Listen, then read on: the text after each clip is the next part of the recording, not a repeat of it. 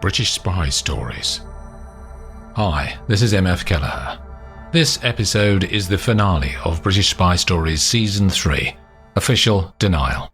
Next week we start a 12-week special season, introducing British Spy Stories long form. We've re-recorded and remastered the complete first Gabby Lane story, Spy or Traitor, into 12 extra long episodes. The special long-form season runs all the way through the holiday period, with a finale on Monday the 30th of December, 2024. On the 6th of Jan, we start Season 4, Double Agent. British Spy Stories, long form, starting next week. Thanks for listening. I'll see you soon. British Spy Stories. Season 3, Official Denial.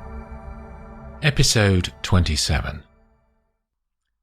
There's a slight breeze blowing in from across the land as Gabby, Laravel and Kate reach the bridge that spans the railway.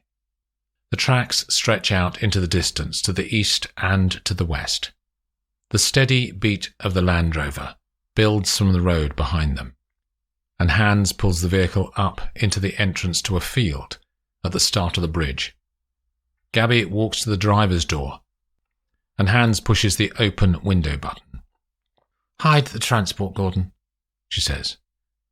"Under the trees, up by the fence there." "There's a track down by the railway line. Shall I drive it down there?" he says. "Stay out of the way up here. Bring flares, too, Gordon." Laravel and Kate join them. "2 down each side of the line," says Gabby. "He went west. Jenny, you're with me." Hans drives the Land Rover deep into the undergrowth, and Gabby and Laravel go over the bridge to the north side of the railway. As they drop down to the track side, the shadows of Kate and Hans are only just visible on the south side of the line. Over comms, Hans says, "As we came down, I heard a vehicle coming up the road. It may be the guards. Redwick will have his mobile on him too, so he will have told them where he is."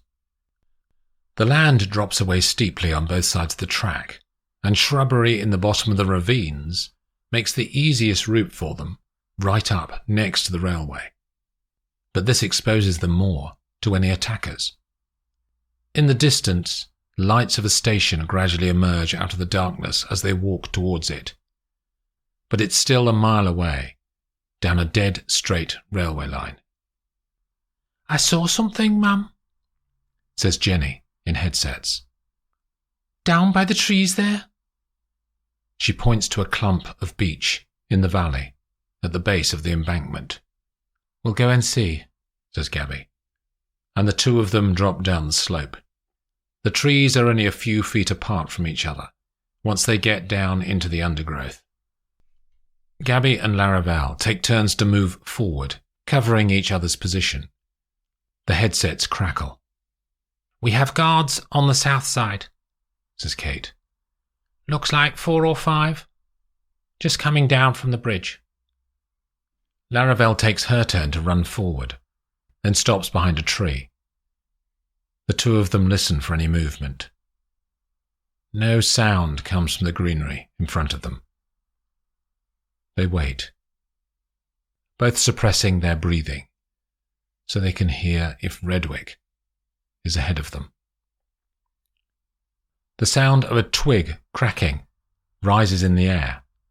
Laravel turns back to Gabby, who puts her finger to her lips and pulls her torch out from her utility belt. Another twig crack. Then the sound of something moving through the trees. Gabby steps out from her cover and raises her flashlight and handgun. And a fox's eyes, caught in the light, stare back at her. She breathes out, and the fox trots past them into the woodland. "It's okay, Jenny. False alarm." They arrive back at the trackside as Hans's voice comes over comms. "Confirmed 5 guards on our side of the railway, about 100 yards back now." "Let's keep moving," says Gabby. And they all break into a jog to keep the distance between them and the following group. After 5 minutes, the station up ahead is closer. "Target sighted, Mum," says Kate. "He just walked up the slope to the platform on your side." Less than 2 minutes later, they all arrive at the station and walk up away from track level. "We'll search the buildings," says Gabby. Kate and Hans drop down and cross over the tracks. There are 3 buildings on the northern platform, 2 storerooms and a waiting room for passengers. They methodically approach each one, surround it, check the windows, then finally try the doors. There is nothing in the stores, which leaves the waiting room. The 4 of them follow the same pattern. Then Gabby goes inside, with Kate behind her. The 2 women move through the darkness, treading silently on the concrete floor. After a moment, Gabby says, "There's nothing here." As they walk back out to the platform, the distant sound of a train can be heard from the east. "Goods train at this time of night," says Hans. But as he does so, gunfire comes from across the tracks, and a bullet thuds into the front of the waiting room behind his head. They scatter and take up cover positions behind the buildings.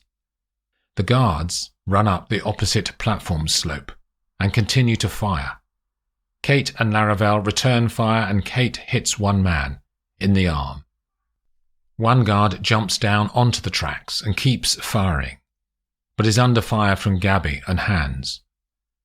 The goods train has been gradually getting closer and is only 50 yards away now. The driver lets off a long, low whistle, and the man walks to the other track as the train starts to pass through between the platforms. Then he slips on the rail and loses his balance as the train powers on through the station and crushes him onto each set of carriage wheels as they roll by. The red light of the departing train disappears into the darkness, and the man's body is left as a bloody mess on the tracks. A silence descends across the station, and neither side moves. After 30 seconds, Gabby whispers, "Gordon, deploy a flare." 10 more seconds pass. They hear the sound of the aerial flare going up. It rises to 80 meters above their heads, then explodes and washes the station with an orangey-red glow. Gunfire starts again, but now the spies can see their enemy. Hans hits one of the guards in the leg and he staggers to ground. Laravel gets a bullet in her boot, and another shot hits the woodwork near Gabby. The guards drag their injured man into the south side waiting room, and the firing stops. But it's stalemate. "We need to move out," says Gabby. "It's Redwick we need, not these guards. He may or may not still be here." "Another train coming, Mum," says Kate. "From the west this time." "We'll move as it passes through the station, and regroup up by the overbridge." The pounding rhythm of the new approaching locomotive is heavier than the first. Without warning, the train seems to be upon them. One locomotive pounds into the station, followed by a second double engine heading the train. The first wagon is empty. Then comes a low loader with a TR-85 battle tank on board. Then another, and another. The rumble of the wheels is deafening, but in the din, Laravel's voice comes over comms. "Redwick, I can see him. He's on the platform. He's trying to jump onto the wagons." More tanks rush through the station. Then she says, "He's taken a run-up. He's jumped. He's on board." "We go," shouts Gabby into comms. "On the train." the 4 spies emerge from their cover positions. The wagons flick past, at speed, in front of them. Hans jumps the gap and lands on an empty flatbed wagon. Kate goes next, and only just gets a handhold on the sidebar of one of the TR-85s. She slips down, and her arm sways close to the moving wheels. It catches her sleeve and part of the fabric tears away. Kate has to pull with all of her strength to haul herself up to the floor of the wagon again. Laravel takes a run-up almost at the same time and launches into the air between the moving train and the platform. She lets out a yell and the train hurtles towards her body. The impact pushes a shot of pain across her chest. Her head hits a stanchion, but her arms spread wide, and her fingers wrap around the cold metal. Her body continues to move and crashes her into the side of a TR-85, near to Kate. Kate reaches out, and, as Laravel's hand loses its grip, Kate gets a handful of her jacket and tugs her upward until Laravel lands, half under the tank, but safe. Gabby can see there are only 10 or so wagons left to pass by. The last tank looms into view from the night. She runs and flies across the void. Her hand reaches out for the final bar on the last wagon. She secures her hands, but her body swings round and crashes into the red light at the end of the train. She rolls off the wagon and onto the rear buffers. Her hand feels the coupling chain and grabs it. Her legs hit the track and bump along for 5 or 6 sleepers. She has all of her weight on her arms. She makes a final pull, and her legs come away from the ground. Gabby grabs further up with one hand, brings her legs up, and lies on the buffers, panting hard. She hauls her body up to the floor of the wagon, her chest still heaving for air. She calls into headsets. "Everyone okay?" The others confirm. "I'm at the end. Can anyone see Redwick?" "He's in the first section," says Hans. "About 3 wagons back from the engines. I'm 10 wagons back." "We'll all come to you, Gordon." She starts the long and slow journey up the train. Eventually, she arrives on the open wagon where the others are waiting. "I tried to go down the side of the tanks, but it's easier going over the top of the bodywork," she says. They sit behind the battle tank in front to protect themselves from the worst of the freezing air that hits their faces as the train rushes through the Romanian night. "Do we know where this line goes?" says Kate, looking at Hans. "In 10 minutes or so, we'll reach a goods yard," he says. "Maybe this train will stop there, or it could be non-stop." "If it stops," says Gabby, "we'll lose him again," looking round at the faces. "I'm damned if we're going to lose him now," says Laravel. "We'll have to climb along to where he is." Gabby nods, and they all stand up to start the climb up and over the TR-85s. The train is travelling at over 60 miles an hour on a straight section of the track before it turns and heads north. They climb over the first tank, but the effort required as they traverse each vehicle gets greater, pushing against the wind. Their limbs aching.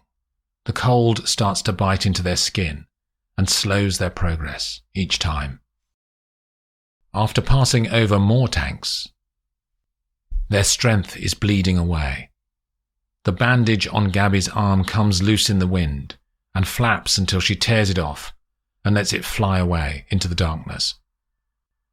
More than once they lose their grip, and they feel their bodies being tugged away from the tank's metalwork by the wind. After another climb, Hans points at the next TR-85 ahead. The crew hatch door is open, and he can see a light from inside the tank. They spread out across the width of the train and approach the door access from different angles. Gabby reaches it first and tries to see more of the inside, but she can't get any sort of decent view. Kate comes up close to Gabby and puts her mouth near to her ear so she can hear against the roaring air. "I'll go in," she says. Kate advances towards the hatch, keeping low in case Redwick is waiting to fire. She reaches the hatch, locks her ankles into two stanchions, and dips her head down into the tank. At that moment, shots come, but not from inside the tank. Redwick had set the hatch as a trap, and he is on the next TR-85. He fires half a dozen times. Kate flips over and lands inside the vehicle. The others crouch low to avoid his shots. Most of his shots are wide, and when he stops to reload, Gabby lets off rounds towards him. But she misses the target too. Redwick has more bullets loaded now, and keeps firing as he gradually moves backwards and disappears behind the last battle tank. Kate clambers out, and the 4 spies follow Redwick. But as soon as they appear in his line of sight over the top of the tank, he lets loose another wave of bullets. "We need to go down the sides of the tank, Mum," shouts Kate above the squall. Gabby nods, and she and Kate move out, down each side of the tank, into the blast of air that's bowling down the sides of the TR-85. The wind pulls and tugs at them, and their arms are riven with pain as they cling on to the sides of the train. Step by step, they move down the length of the tank until they are near to Redwick's hiding place. Out of nowhere, a train on the other side appears and thunders past on Gabby's side. The vortex drags her off the tank, and she loses a handhold. She hangs on with one arm in the air as the carriages hurtle by. A foot slips, and her leg flails in the air. It hits the other train, sending a jarring sting to her nerves. Then the train has gone, but the pain continues in her body. She knows she is getting weaker from the injury earlier, and only just manages to regain her position on the side of the tank. On the other side of the wagon, Kate is further ahead and peers around the end of the tank. Redwick doesn't see her, as he is watching the top of the TR-85, waiting for them to come up and over. She reaches around to her belt with one hand and takes out one of the flares that Hans brought. Kate pulls off the safety cap and sets the flare going, then throws it at Redwick. It lands at his feet and sends a bright orange glow horizontally across the floor of the wagon and out to the train tracks. Redwick tries to kick it away, but it spins on the floor and engulfs him in smoke. Kate takes the opportunity and swings her feet around the tank and lands on the decking 10 feet from Redwick. Her handgun is in her utility belt, and she draws it and fires twice. Redwick looks at her, and a red stain starts to spread out on his chest. He is getting weaker. The wind bites at him. He moves back towards the far edge of the wagon, desperately trying to reach his handgun. Gabby hauls herself around the end of the other side of the tank, and she now fires 2 shots into Redwick. He sways, then staggers, then loses his footing on the edge of the wagon. He turns his eyes to the women as his balance goes, and he falls away into the darkness. Gabby and Kate are left standing on the wagon, with the wind squalling around their faces, and the sound of the train beating out a rhythm as it continues its journey through the night. As Sir Bernard turns out of the door of the Foreign Office and along Whitehall, Connie is 10 feet away, walking along the pavement, coming in the other direction. How's the PM? She says. Happier. We managed to disrupt the arms trade around the Black Sea, at least for a while. It'll shift the plates around. We've spent some time with Marjorie, says Connie. You know she brought us a list of Russian agents when she handed herself in.